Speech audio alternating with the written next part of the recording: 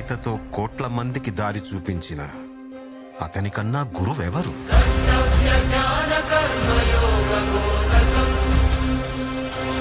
రక్షణ కోసం సముద్రం మధ్యలో ద్వారకా నగరాన్ని కట్టిన అతనికన్నా గొప్ప ఆర్కిటెక్ట్ ఎవరు?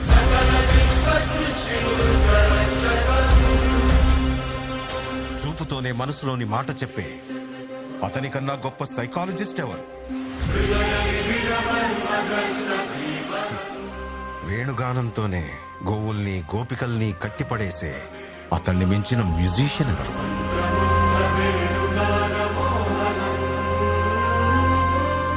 నిత్యారోగ్యంతో ఉండే సూచనలు చెప్పిన అతనికి మించిన డాక్టర్ ఎవరు?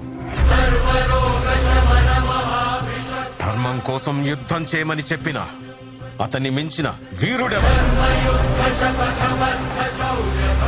కరువు కష్టం తెలియకుండా